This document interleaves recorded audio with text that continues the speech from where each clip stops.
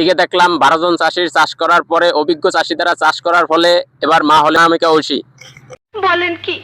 হ্যাঁ চাষি ঠিক শুনেছেন, কথা ছিল আমাদের আলবি ভাইয়ের, কিন্তু আলবি ভাই সঠিক পদ্ধতি ব্যবহার না করায়, ঠিক মতন সার ঔষধ না দেওয়ার কারণে আলবি ভাই সফল কৃষক হতে পারে নাই, ফসল চাষ করাইতে পারে নাই।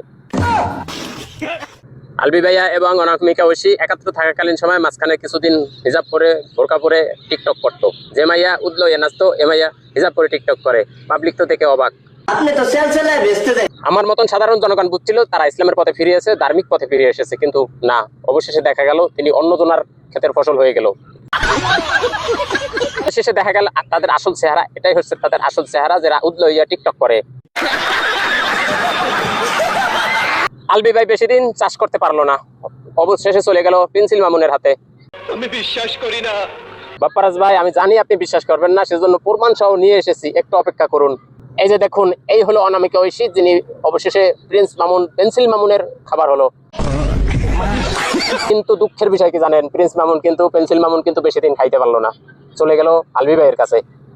এবং সে প্রিন্স মামুনের এই যে ঘটনাটা অটোমেটিক সোশ্যাল মিডিয়াতে চলে আসলো, সেজন্য বেশি দিন আর টিকলো না তাদের সম্পর্কটা। তবে দুঃখের বিষয় কি জানেন, বাংলাদেশে হাজারো আমার মতন যুবক থাকতে কেন পেন্সিল মামুনের কাছে এরকম সুন্দর সুন্দর তরুণীরা যায়, টিকটকাররা যায়? না চাচি, আপনি আবার সিসি করতে আছেন, আমার চরিত্র এত খারাপ না, আমি একটু উদাহরণ দিলাম। এরকম একটা মেয়ে যদি আমার ব্যাটার বউ হতো। মা তুমি এই কথাটা কি বললা? ও মা তুমি এই কথাটা কি বললা? আমি পারবো না তোমার এই কথা রাখতে। অনামিকা ঐশী এই সুন্দর টিকটকার, দেখেন কত সুন্দর টিকটক করতো এবং হাজারো ছেলেদের ক্রাশ, এবং 12 বাতারি 12 খাটের বিছানার ফসল এক খাটে চাষ করলো। থামেন, কিছুই হয় না, সামনে আরো নতুন কিছু আসতেছে। বাসর ঘরের ভিডিওটা দেখবেন না? আমাদের বাসর ঘরের ভিডিও নিয়ে আসলাম, অবশ্যই দেখে নিন। এবং এই টিকটকার অবশেষে মা হয়েছে। বলেন কি? হ্যাঁ চাচি ঠিক শুনেছেন। ঐশী ফার্স্ট টাইম বাবুকে কুলে নিয়ে দেখি বেরোছে, ওর হচ্ছে হিসাব বোঝো না, দুধু খাও। দীপজল ভাই, আপনি এত নোংরা কথা বলেন কেন ভাই? তো দেখেন তারা মা হয়েছে, তাদের বাচ্চাকে নিয়ে একটু টিকটক করতে হবে না, নাহলে কি ব্যবসাটা চলে? সিজার করে বাবু নেওয়া হয়েছে, তো হাঁটা নিজেরই হাঁটা খুব একটা একা একা সেফ না, তার মধ্যে এতজন জমি চাষ করার পরও সিজার লাগিলো, খুবই দুঃখজনক ভাই। এটার মধ্যে রিও তুমি কি ঘুমাই গেছো? হ্যাঁ বলতেছে। বাচ্চা হলো আর বাচ্চা নিয়ে টিকটক করা শুরু করলেন। হ্যাঁ বলতেছে, হ্যাঁ হ্যাঁ বল। তুমি ঠিক তো দাও কেন?